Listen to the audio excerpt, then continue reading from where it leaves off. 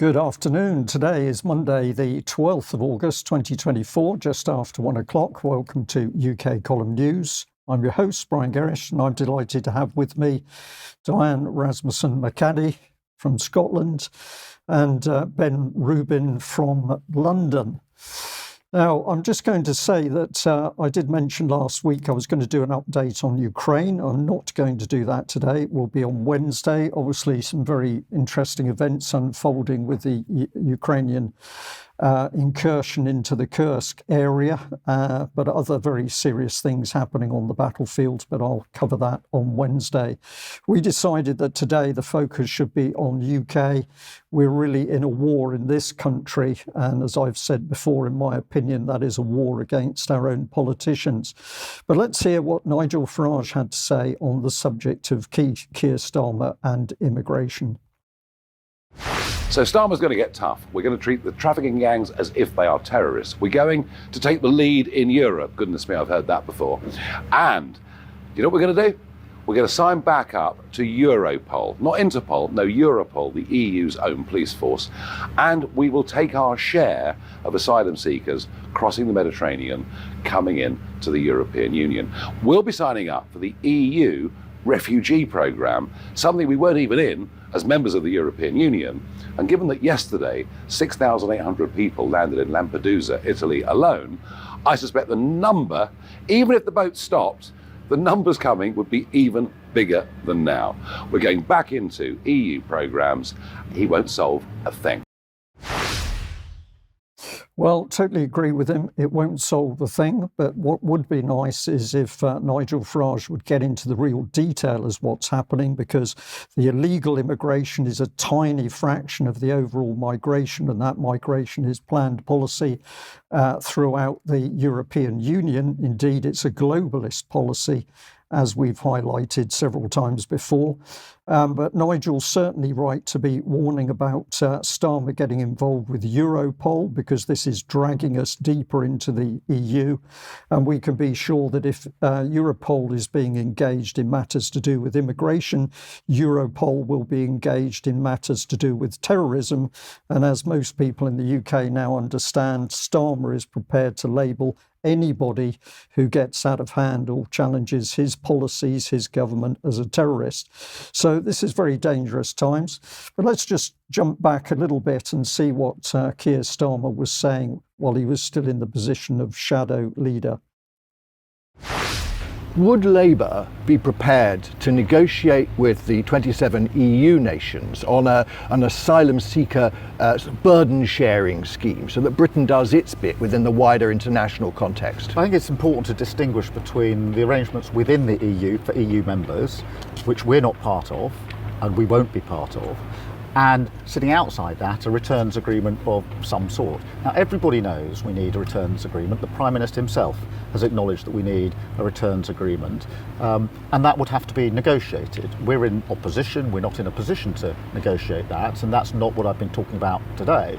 But I accept that that's a discussion that needs to take place. The Prime Minister knows that's a discussion that needs to take place, but the terms of that would have to be negotiated as we went along. But it wouldn't be as if we were a member of the EU, because we're not a member of the EU.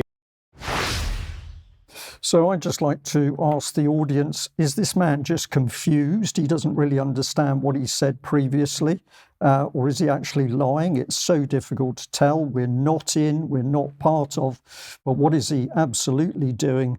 He's burrowing his way back into the European Union as fast as possible. So let's have a look at him in action here. UK Prime Minister Keir Starmer has announced €99 million in funding to tackle illegal migration. Starmer said to stop illegal migration, we must also tackle it at source. The money will fund projects across Africa and the Middle East and includes humanitarian and health support and access to education. Starmer was speaking to the leaders of 45 countries at the European Political Community Summit in Oxfordshire. So there we are, an EU political summit brought into Oxfordshire and Keir Starmer deep into it. What has happened? Well, the EU is still wrapped around us, and Keir Starmer is going to make sure that those chains are pulled even tighter around people in UK. Let's look at just some of the headlines as legacy media did actually pick up at least some of the things going on here, because whilst headline in the first one is the terrorist gang, this is about the chats with Europol, supposedly on immigration, but is it really? And then we can see we've got Sky News talking about sites on a closer relationship with Europe. Keir Starmer aims to repair European bridges that the Tories have burnt. Keir Starmer plots deal to take EU migrants from the Telegraph. And UK's Starmer hails European unity on Ukraine, tackling migration. And of course, many people coming out of Ukraine into Europe and indeed onto UK. Well, what did the UK column have to say about Brexit back in 2018? That they want a veto over future trade deals signed by the UK. So in other words, if the UK signs a trade deal with a country that the EU has a trade deal with, the EU is suggesting that they want the power to veto some aspects of those trade deals that Britain might do with other countries. Yeah, it's Brexit without the exit, I think we're looking at, Mike. I think that's absolutely it. So I think we're allowed to say the UK column absolutely on the button back then. We saw it for what it was. We called it out for what it was. It was not Brexit with an exit. There was no exit in what was done. And Keir Starmer, of course, knows this, and he's going to continue to lock us even deeper into EU controls. Now, have a look at what he's doing to the UK public. This is a Telegraph reporter's article here. You'll be refused bail even if you only watch riots from the sideline. Judge warns whether an active participant or curious observer, anybody involved in disorder will be locked up. Now, that was told a Belfast court, but let's just have a look at this clip at an event, a simple event, but very telling, this side of the water. We've got to stand up against this. We've got to come together and stand up against this. Guys, watch the papers tomorrow or today. You don't know it's Wesley Winters. What the media will say about this. But look, all on camera. He's been doing a mega job. Against British people. After documenting the whole event and standing in the same spot for about 10 more minutes, the police then decided to do this. He's been covering all the behind the scenes stuff of this, and look at this. Disorder, mate. What are you doing arresting me? Arresting for a public disorder for filming. Well, there you have it, public disorder for filming, and it's only going to get worse under Keir Starmer. Free speech is being destroyed. Just a little clip here from Margaret Thatcher talking on the subject of immigration. I'm going to talk over it for people who are just listening into the news, but let's play it. So she's saying those who are genuine refugees, and that's determined by the United Nations, will not be returned. Those that are legal migrants will be returned, and it is customary international law for countries to receive their own immigrants back into their country. And if he, the right honourable gentleman, is suggesting that we ever get to a position when you cannot return illegal immigrants to their country of origin, then he is proposing international chaos. And that, of course, is what it is, calculated chaos. So, Ben, good point to bring you in, because we're clearly under attack by our own government. And the key tactic at the moment is anybody who dares to speak out or challenge Starmer's government is a far right-wing extremist. What's your thoughts? We're all far right now. That was a great opening segment, Brian. Thank you. The gentleman being arrested for filming what was going on the street level, I think, is very telling, because the government don't want you seeing what's happening on the street. And I think it's because they might well be coordinating it. And I'm going to talk to you about that. And I think draw some dots together, draw some information together which supports that analysis. So last week, we were certainly presented with the story of an organic and spontaneous anti-fascist uprising in response to riots across the north of England, in response to the far-right thugs and fascists that are our fellow citizens, according to the people in power. I was sent this message by someone from the Jamaican community, which was doing the rounds on Wednesday, and we can see here a supposed call out from a far-right group telling people to come together at 39 locations from Aldershot to Wigan, all around the UK, in order to push back against immigration, saying they won't stop coming until you tell them, mask up, get out on the street. All right, this was sent to me, and it'd be doing the rounds across the whole of London, so far as I can tell. Actually, a lot of people talking about this. It was very well distributed.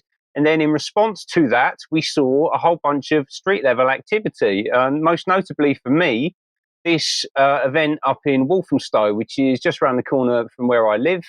Here we have Paul Mason, former political editor at Channel 4 News, a former BBC man as well, talking about an event in Walthamstow Central, 10,000 people, peaceful, calm, determined, the actual working class of East London. Hashtag hope not hate. Now, let's just remind ourselves who Paul Mason is for a start. I'm going to come back to him a couple of times in this presentation. The first thing you need to know about him is that he is actually a confirmed MI6 asset. Yeah, so this is someone who works with military intelligence. I also like to reference the fact that there are actually very few working class people in Walthamstow these days. The average house price is about £800,000. And in this video, all I can see is a bunch of fashionistas. Yeah, this look like the sort of average Shoreditch people who work in design agencies or that kind of thing, right? So the idea that this is some kind of spontaneous working class uprising, I think, is just a bit far-fetched. I did go up to go and take a look. I didn't want to, but I thought I'd best, given it was happening. This is a photo that I took. Big crowd. Let me zoom in a little bit. There certainly were thousands of people. 10,000? Yeah, maybe, actually. There were a lot of people out on the street. But it was a very strange atmosphere.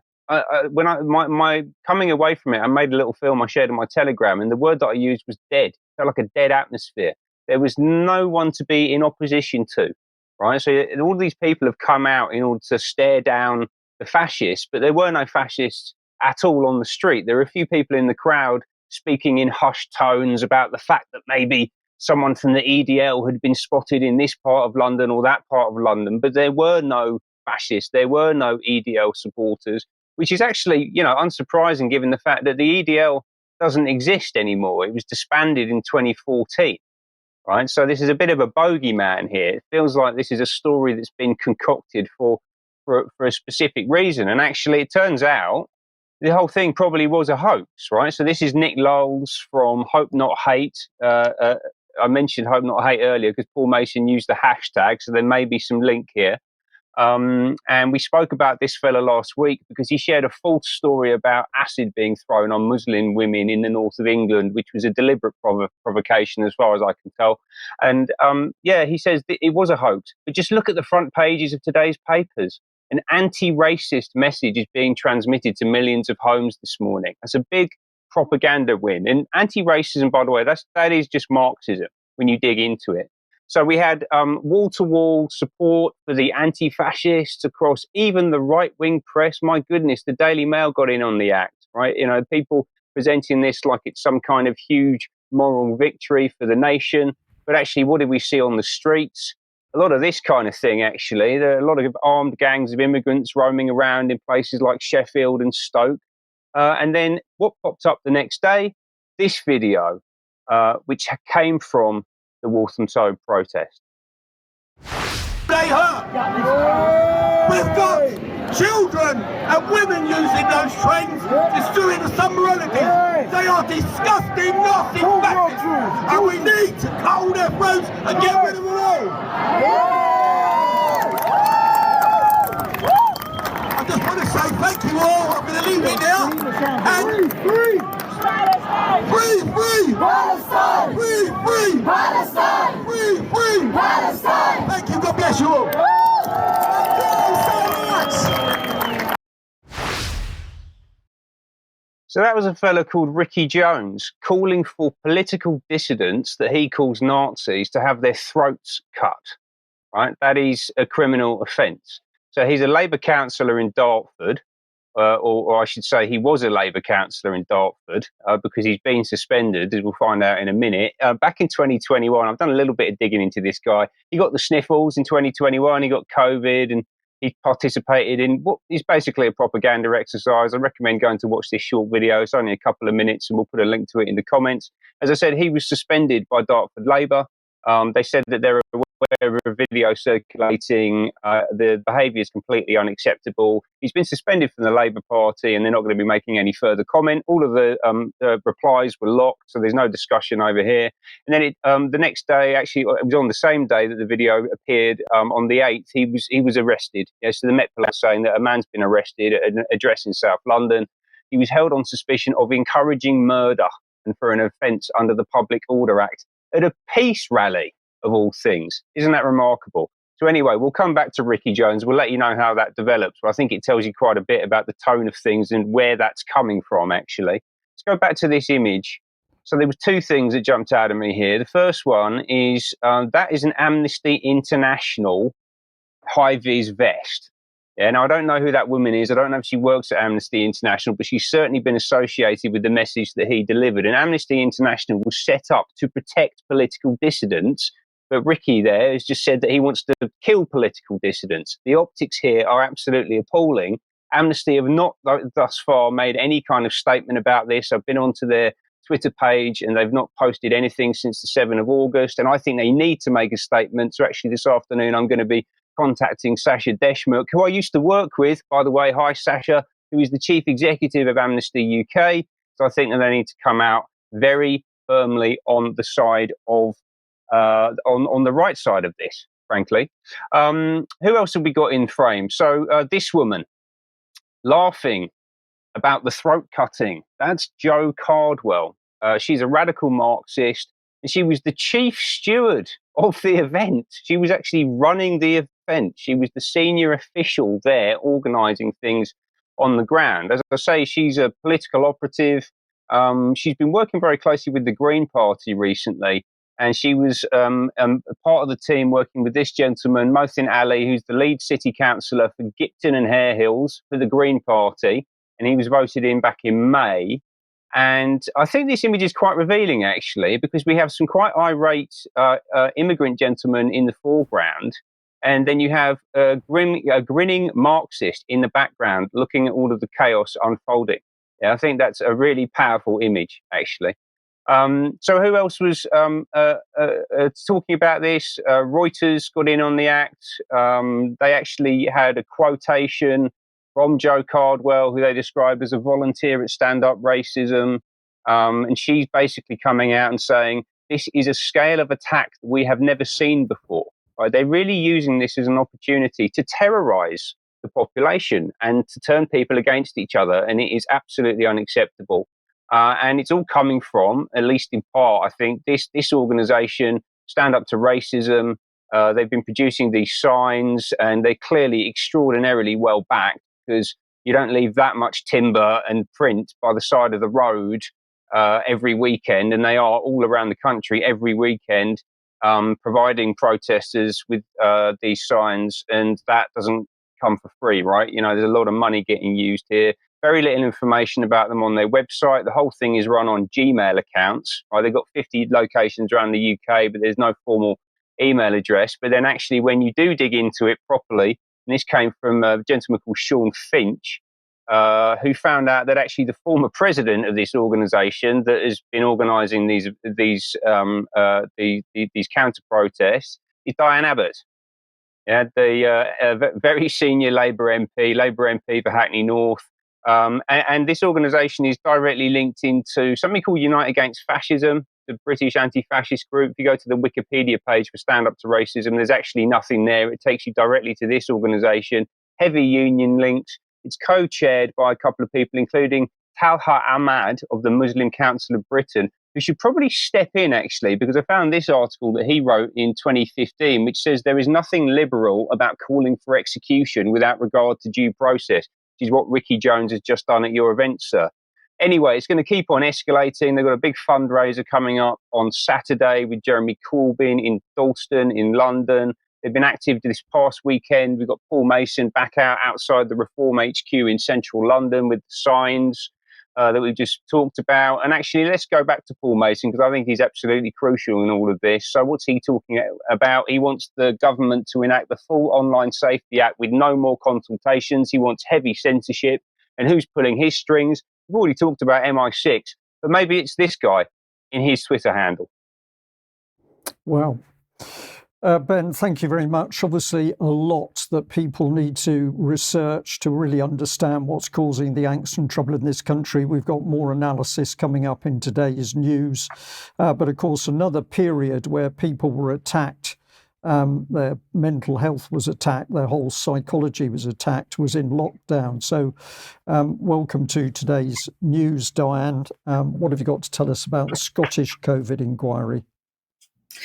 Hello, Brian and Ben. Thanks, Brian. Yeah, so we need to be doing some coverage, I think, over the next period, actually, about both COVID inquiries, both in the UK and in Scotland. But I think Scotland in particular, they have let some things slip out that maybe the government wouldn't have wanted to be slipped out.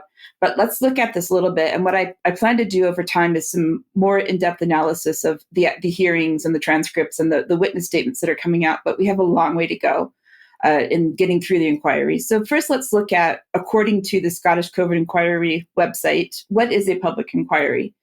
So we're pretty clear here that it can investigate what's going on, but it is also expected to report on its findings and make recommendations for improvements in the future.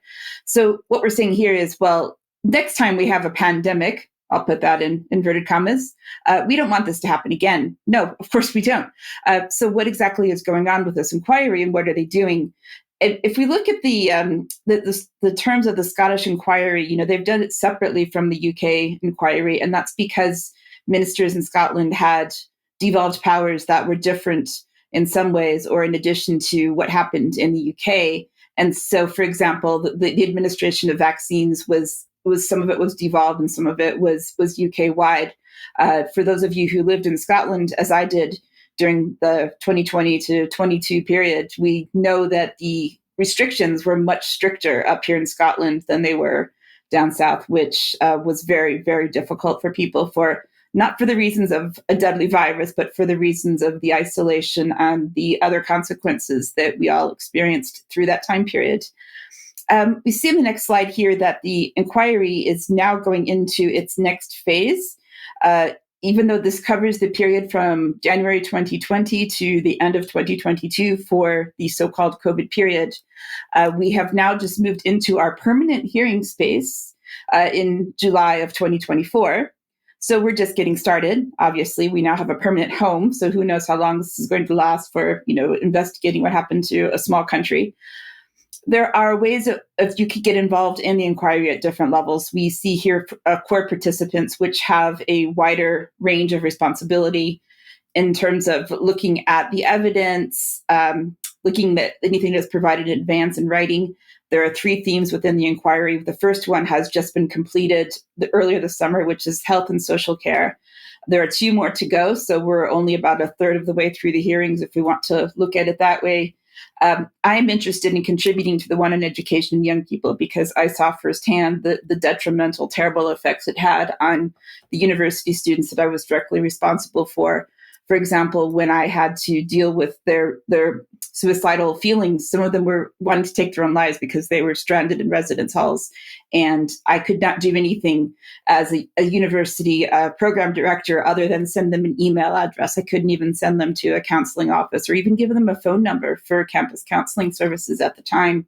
So for me, that was really difficult. And so obviously, even more difficult for the students who are losing their youth on being locked up in residence halls and other places. But that all said, there is a man called Dave, the independent researcher. His X handle is Biology Phenom. So I would encourage all of you to go and check out the extensive video clips and evidence that he's been collecting. Unfortunately, it's really hard to summarize video clips because there are so much of them and so many transcripts, but this is what I'm going to hopefully be working on over time. So we have just a couple of minutes here summarizing some of the findings from this first stage of the inquiry from Health and Social Care. If we could play that video, please. We anticipate the inquiry will hear that people were pressured to agree to do not resuscitate notices, that people were not resuscitated even though no such notice was in place, that residents may have been neglected and left to starve. So yeah, he did know because it terrified him. Right. And do you know if he was asked once or if he was asked on a number of occasions? 5 times. 5 times.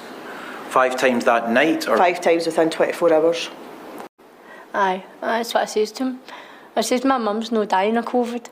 My mum's dying of starvation and dehydration.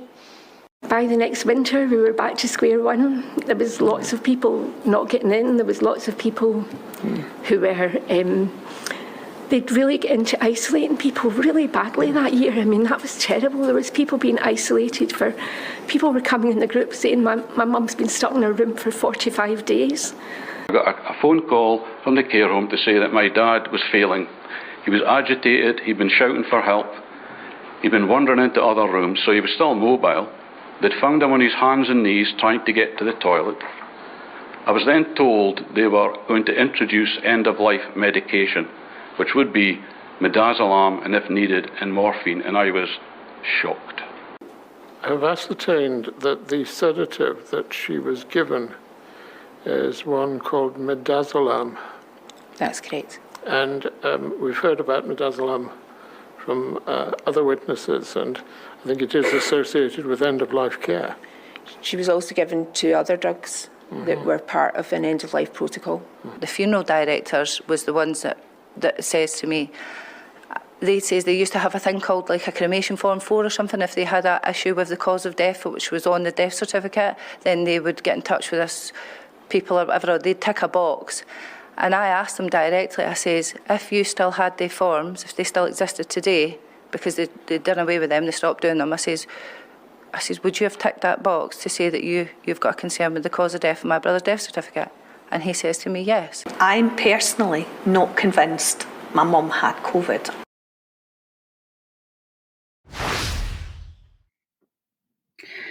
So definitely some evidence that a lot of us know, obviously, anecdotally from what happened to us and from other people we know. My father-in-law was a midazolam death in 2021. My mother died of, she was on a ventilator in 2021. I wasn't allowed to see her because she died in America and I wasn't vaccinated and I wouldn't test. So we know about these detrimental effects on families and people.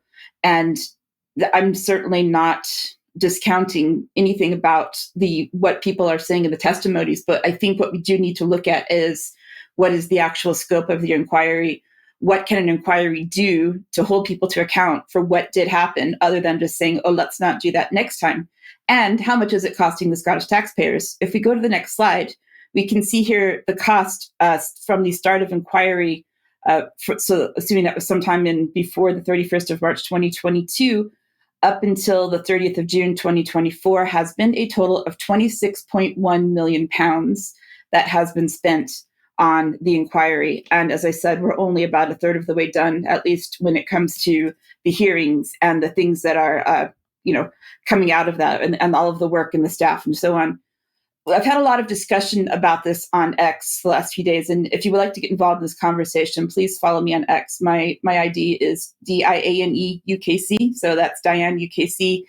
We see some different ranges of opinions about the inquiries. Alex Mitchell, who we've worked with before on the UK column, has said, okay, so we have such a small amount of the claims for the vaccine injured, both in England and in Scotland, that are getting awarded vaccine damage payments because the vaccine damage payment scheme is so terribly limiting, but yet we're spending millions on these inquiries. And I've said myself, well, if we look at the fact that we know that there weren't excess deaths in 2020, but the excess deaths actually started once we got into the vaccine rollout in 2021 and going forward, that the fact that they're still calling this a pandemic investigation is a problem for me, because to me it just expands the narrative that there was a pandemic when we know it was actually, vaccine damage and isolation and midazolam and other things that actually killed people. I would just like to call out once again, Dave, Biology Phenom. He has a Substack here that has a lot of other, in addition to the video clips he's put on Twitter, he has extensive information on his Substack as well. So I don't have time to go into all of it, obviously, but I would encourage everyone to check that out to see what he's actually uncovered, which has been quite substantial. And again, I will continue to do some formal sort of analysis of some of the transcripts and the witness statements and report on those in the coming months, Brian. Diane, thank you very much for that excellent segment. To me, there can be no doubt that the government has been attacking elderly people, and they've simply been cold, in my opinion. And if the government is prepared to do this with the elderly, they're prepared to do a lot more with the younger living. It is time for people in this country to really understand the venom that now exists amongst politicians, many of whom simply will still not tell the truth. Now, if you're with us today and you like what the UK column is doing, then please do support us. Your financial contribution of £5 a month keeps us going. And we hope with enough supporters, we want to be expanding to be able to bring you more news and across a whole wider spectrum of subjects. So thank you to everybody supporting us. If you want us to do more, please give us additional support or sign up as a member if you're not already one. At the moment, excuse me, please share material. We put out our material in order to spread the word as far and wide as possible. Facebook is still not engaging with us, but we're still challenging them as to why we've been shadow banned.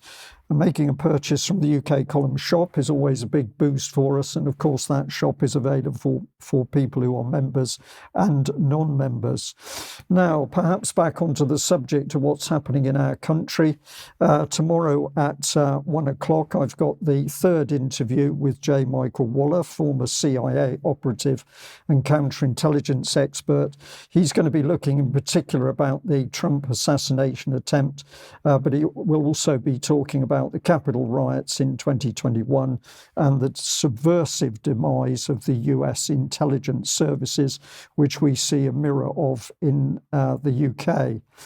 Now, a big thank you to one of our viewers who sent in this email pointing out that there's been changes in the way places are named, or at least in the way they're described. So South Wales has now become South with a small s. And what the person has said is that if you follow this change of language and spelling, it leads you back to EU objectives. And he's particularly looking at EU policies in Objective 1, 2 and 3. I think this particular gentleman is absolutely on the button, and perhaps the segment to follow in the news, excuse me, will help people see through some of this. Now, we'd also like to say that Agenda 21, Your Life in Their Hands, is still selling. People are very impressed with this publication. So if you haven't bought one yet and you'd like one, I suggest you get your order in as soon as you can. And on the happier side of life, 23rd, 26th of August, we've got Freedom Music Festival by Hope Sussex, and lots of really good music in a fun 4-day family event. So you may consider going to that to meet some new friends, or to at least have some good discussion. And also UK column on location event in Bristol for the 19th of October. Early bird tickets still on sale. So if you haven't got a ticket under that scheme, I suggest you get on board. But we're looking forward to meeting our supporters at that event in Bristol.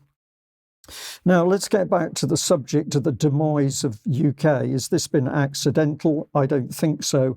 Let's jump all the way back to the year 2000 and the concept of a new class. This is the quote, and it came from the Centre for Policy Studies. The Prime Minister has a vision of a new Britain. Central to this vision is the creation of a new class, a new elite placed in positions of authority who will propagate the spirit of the age and spread the principles of the third way across Britain.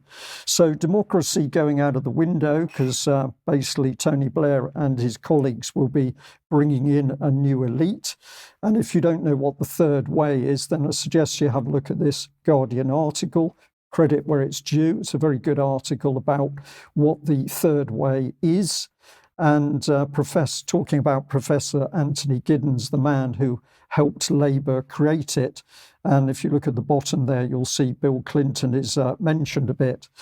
Now, way back in 2006, we were warning about a charity that was supported very strongly by the Labour Party, particularly from the office of the Deputy Prime Minister. This was Common Purpose.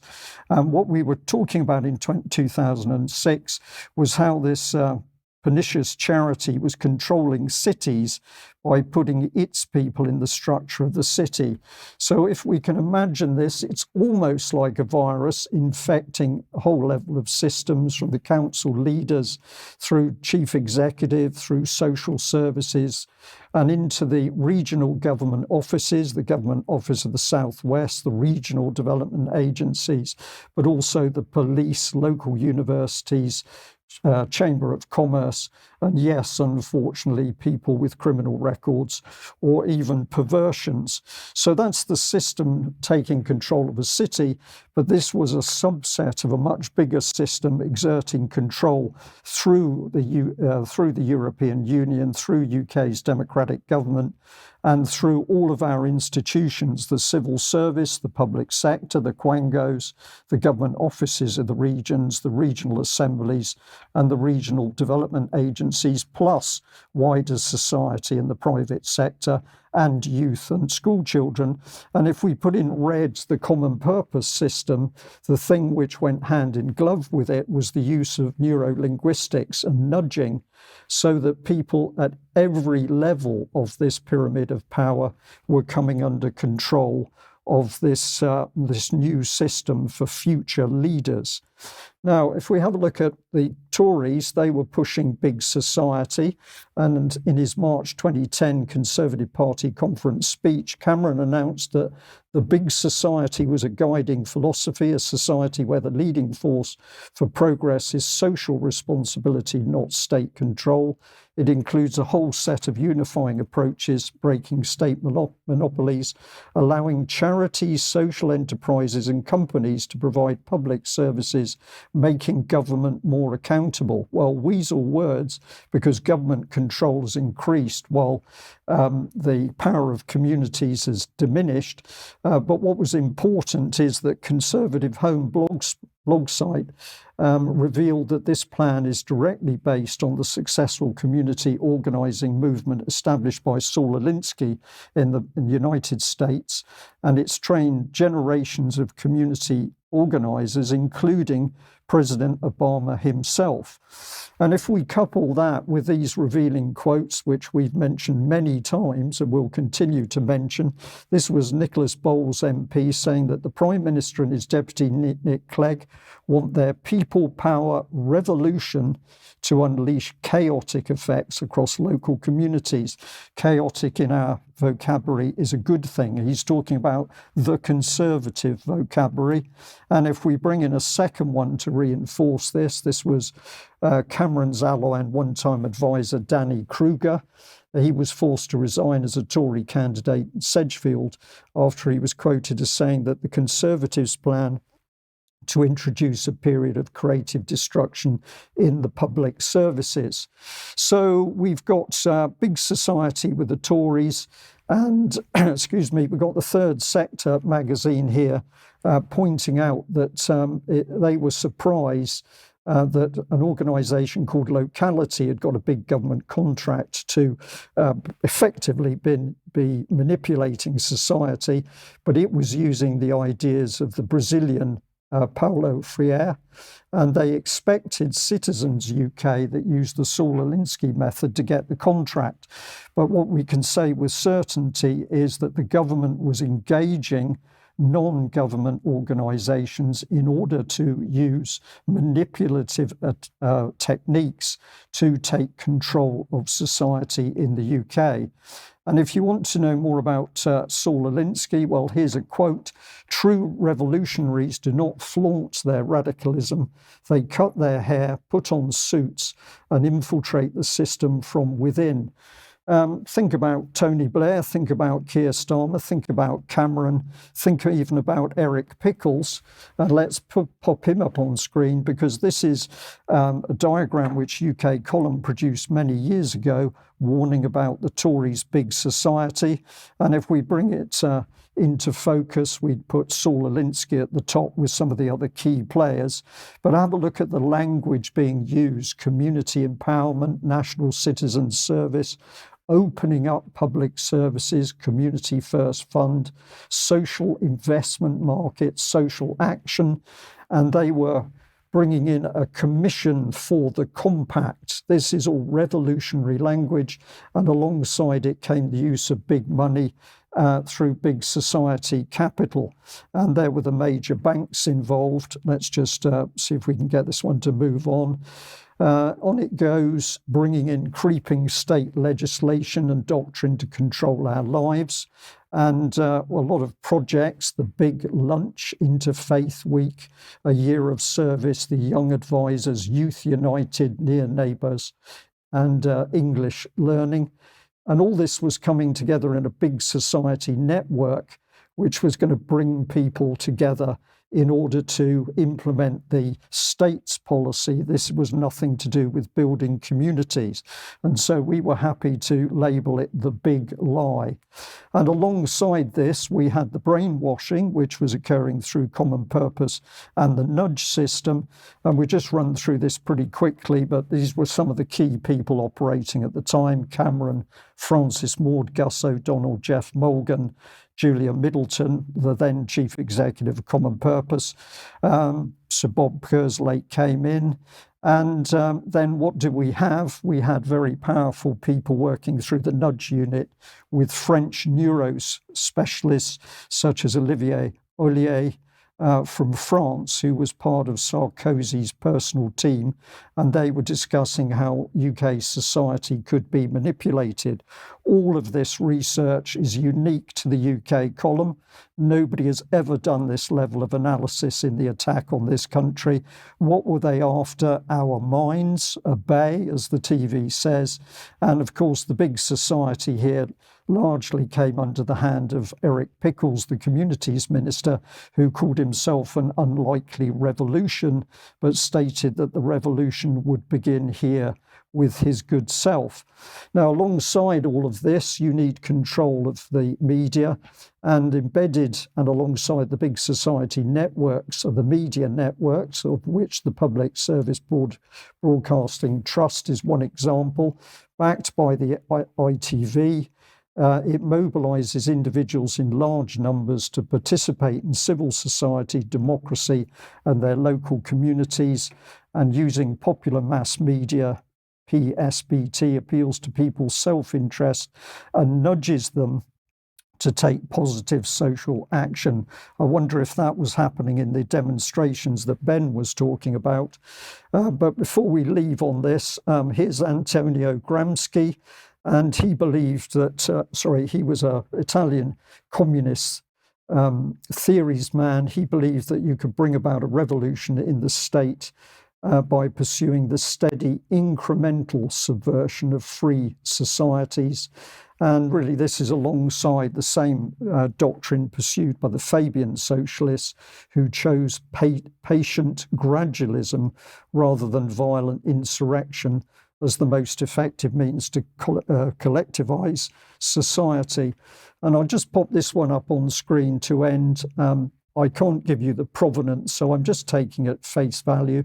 But somebody sent me what was a clip, which they said was published by a judge back in 1954, where he said a half page of his textbook outlined a few steps to overturn a democracy, divide the nation, create racial strife, cause distrust of the police and authority, swarm the nation's borders, engender the military strength to weaken it, overburden citizens with unfair taxation, encourage civil rioting and discourage accountability for all crime, control the balloting, control all media. And I'll leave the audience to reflect on that, but whoever wrote it, it seems to me pretty pertinent. But Ben, there's worse to come, because we're now going to use AI in helping to nudge communities into the right action. We are indeed. Well, that's certainly the direction that we're heading in. We're going to go to Demos, which is, I think, probably right now the most influential think tank in the UK. Demos was founded by Jeff Mulgan, who Brian's just mentioned, and they used to share an office with Common Purpose, who we obviously talk about all the time here on the column. One of the things I love about working with UK Column is just the depth and the heritage. That research was fantastic, Brian. I'm going to have to watch that back a couple of times, I think, to get all of the detail out of it. But Demos are really setting the agenda now for the radical corporatist left, which is basically what the Starmer government has turned out to be.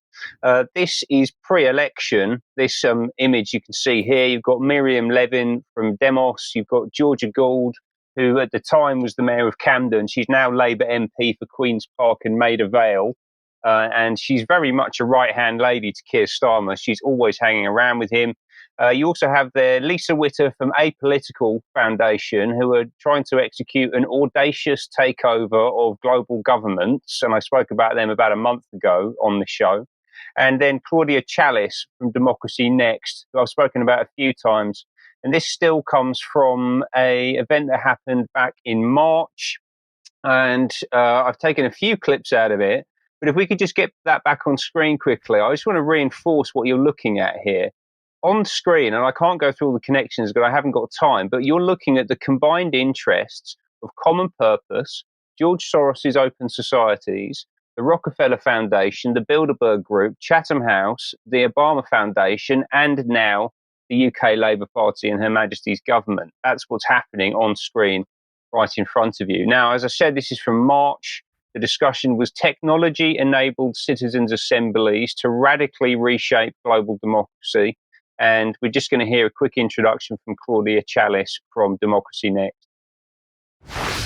The way that I've been kind of approaching this work for a while has been thinking about how can we really be building new democratic institutions for another democratic paradigm, and how does our whole mindset shift actually about what that entails, what that means for power and relationships when it's an institution and not just a tool. But I think there's pros and cons to these approaches. So I prepared a few slides as well, just a little bit about what is Democracy Next and what is the work that we're doing on these topics, our role as an international research and learning hub, because I completely share that spirit of really needing to learn from what's working, what's not working, and having that approach to iteration and going off of that, and then sharing from two key bits of work that we're doing around pushing systemic change with cities, and also really pushing innovation for things to keep evolving with an approach to employing technology within assemblies. So Claudia Chalice is building new democratic institutions. That is the brief that she has received. I believe she's received that from Jeff Mulgan via the Rockefeller Foundation. I haven't got time to explain to you exactly why. I'm going to come down to that on a show over the next few weeks. But that's what she's working on, new democratic institutions. And we know that Labour Party policy is to get rid of the House of Lords and replace it with an assembly. And that's exactly what these people are working on. We're going to talk about two more clips. I highly recommend going to watch the whole of this hour-long presentation. It's absolutely critical to see this, to understand what's happening right now. But we're going to talk very briefly about the approach to cities, because this is about progressing the C40 cities and World Economic Forum agenda around urbanisation. Let's hear the next clip. How could we change the way in which decisions related to housing and infrastructure, mobility get taken every time they have to be taken? And so we did this work because we see these sorts of issues are the same all over the world. Before we launched this, we did interviews with people in different countries, those different roles. Actually, we spoke to some of your colleagues in Camden even, I remember at that stage. And there's just a shared sense of these problems being shared in cities around the world. And we really believe that we don't just need different policy solutions to these issues that we're facing all over the place. We really need a different way in which we're taking these decisions on an ongoing basis. And these new governance models can help break through deadlocks and give legitimacy to the sometimes hard choices that need to be made that require trade-offs. So we can't sell our policies to people. Therefore, we're creating a piece of technology which would allow us to force these policies through on the basis that they just have to get on with it and trade-offs need to be made. There's nothing democratic about that at all. This is all, as we've kind of touched on, very much technology enabled, right? And they're building AI into the entire process of selection, sortition, deliberation, decision making, absolutely everything. This is happening in collaboration with MIT Center for Constructive Communication. We could just bring that up onto screen. That would be fantastic. Thank you. So you can just see here, that's the end-to-end process that they've mapped out for how these things work. And they're embedding AI into the green sections, right? So all the way through the process, they're going to be introducing technologies to nudge and usher people through the decision-making process and to get them going ultimately in the right direction, right? This is what this stuff is for. Now, the final clip, the first thing I would encourage you to do is to just, in the first few seconds, watch Georgia Gould's reaction when Claudia Chalice talks about keeping a public record of what's going on in these assemblies. It's absolutely fascinating. Let's run the clip. And then the last thing is about actually having a better public archive of what's happening in these assemblies. Like, we have public archives of what happens in our city council decision-making moments, in our parliaments, and we don't really have a proper public archive of what's happening in our assembly processes.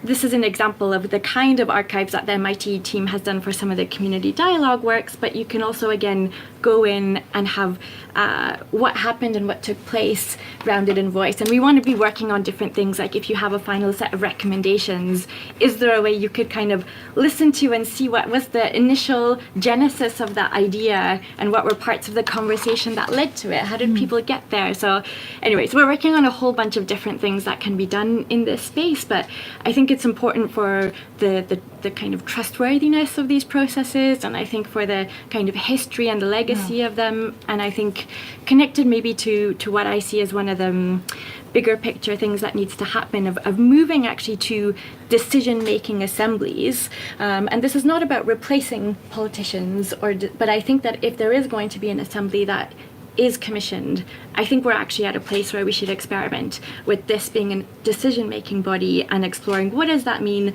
for accountability and legitimacy. And I think having a public archive of what happened in this process is incredibly important when we're going in that direction. I don't know if you saw it, but Georgia Gould became very uncomfortable when it was suggested that someone might want to keep a public record. But we do need to keep a public record, according to Claudia Chalice, because we're soon going to be seeing decision-making assemblies that override politicians. And as far as she's concerned, and I believe everyone's sitting on the panel there, that is the direction that we're going in. Yes, Ben, a thought in my head was Claudia elected to Democracy Next? That was just a little question. Thank you for that. Now, very, very quickly here, I was researching the amount of arms going to fuel the war in the Middle East, arms from UK. I came across this July House of Commons Library briefing, and I got into it and I just found one sentence that really got me thinking. So initially here it's talking about what had happened. The International Court of Justice, South Africa has accused Israel of international humanitarian law violations. And as I went on through, I found this. David Lammy, when Foreign Secretary in 2024, called on the government to publish the legal advice it had received on the granting of export licenses to Israel. The government resisted such calls, saying legal advice to ministers is confidential. So if you want to know what the government is capable of, particularly under Mr. Starmer, but also, of course, under previous prime ministers, then the public is not going to be allowed to know what legal advice they have and have not had. But you would have thought if they'd have had positive legal advice to allow them, in this case, to export arms, there would be little problem in allowing the public to see what that guidance was. But the government wants to know every secret amongst every individual in UK, but the public are not to know what the government is up to. I think we know what sort of government this is. It's called a dictatorship. Diane, let's bring you back, because if we want to talk about where society's really got to, perhaps going to, we need to be on the subject. Well, what do we need to have a look at? We need to have a look at the games. So again, I watched the closing ceremony of the Olympics last night. As is our tradition here at UK Column, we watch and read things so you don't have to. And I wanted to cover the closing ceremony because the opening ceremony created so much controversy for a lot of reasons. And we heard the official stories, and we all know what we saw and what we have talked about on here. So what the BBC said about the closing ceremony of the Olympics was that it was sensational. It was brilliant. I even watched a bit of BBC Breakfast this morning, again, so you don't have to. And they talked about how sad they were to see it was all ended because Paris was amazing. And, oh, we're so sad and we can't wait until 2026 in Italy and 2028, which is going to be back in the City of Angels in the United States. So what I did is I took a little bit of video with my phone and looking at the TV last night as I was watching this. And so the vision, so we saw this kind of all of these, eventually it came across with the Olympic rings. So there was some that came down from the ceiling or the top of the stadium, and they came together with this ring where these sort of shady characters were sort of convening all in one place. Again, officially what was said in the mainstream media is that the character's quest sees it encounter Nike, the goddess of victory, which is linked to the ancient Olympic Games. And it takes on the features of various statues, which can be seen in the Louvre. And the conclusion was the piece seeing the Golden Voyager itself elevated by a cast of dancers underneath those 5 Olympic rings before fireworks were set off. So if we take a look at the next slide, these are just some still images that I took that were of particular interest. Again, they're very dark. You can see possibly better images on social media and elsewhere, but I wanted to capture these as well as I could, because I think it also focuses really well on how dark they were. Some things that I saw just from the very abstract way of seeing that darkness, which was actually how it looked on my television last night, was I thought I saw the Grim Reaper playing guitar. I thought I saw a winged angel, which I did, which they go into more detail if you read the official story behind the mythology that it was supposedly explaining, and some other sort of shady characters and things going on, pentagrams, triangles, lines. I saw red eyes come out at various points in some people. So just to ask the question, according to this so-called Golden Voyager character, if you look at the next slide, the first thing that I saw and my husband saw, and Debbie Evans, who I was sort of watching this with, the first thing we said was Baphomet when we saw this Golden Voyager character. Someone in the chat box, one of our viewers, suggested Anubis, the Egyptian god of death, which I was not aware of. They both look very similar to the Golden Voyager. But I think we have to ask the question of, what is it they're trying to tell us here? And maybe we can't say exactly what's going to happen from what we saw last night. But if we go back to London in 2012 in the Olympics, and we sort of saw how they told the story of the pandemic again, in inverted commas, that was to come, what are they telling us now in 2024 is going to happen in the next few years? And what is really interesting is that the handover, which is going into the 2028 Summer Olympics, which will be in Los Angeles. We had Tom Cruise falling out of a plane, about Tom Cruise, really, looking quite old. I have to say, I liked him when I was younger. I can't say that at all anymore. And then they transferred over to Los Angeles on the beach, and they had Billie Eilish, they had Dr. Dre, they had Snoop Dogg, and all of these performances going on, and made it look light and bright. I just really hope that we are able to reach up to 2028 when this wonderful light Olympics in the City of Angels is going to happen. But I guess we'll have to see what happens for the next 4 years. But based on this dystopian presentation, to me, it didn't give me a good feeling for the next few years. I don't know about you, Brian.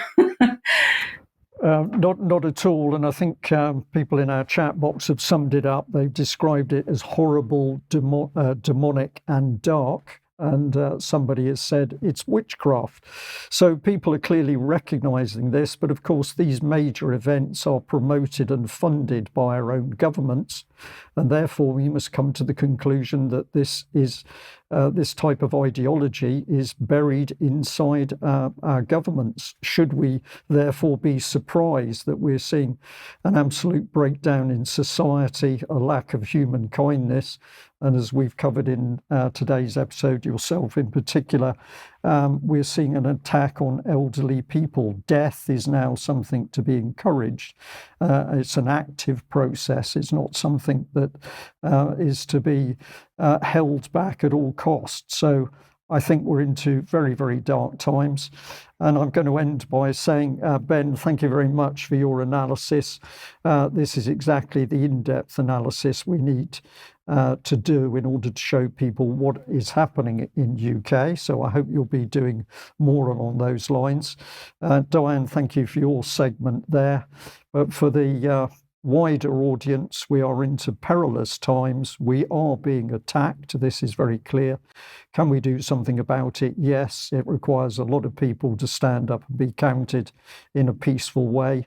And I'll just end by reflecting on a wonderful monologue Mr. Bean gave a few days ago, in which he said if we want to counter the censorship, then we need to speak out more, not remain silent.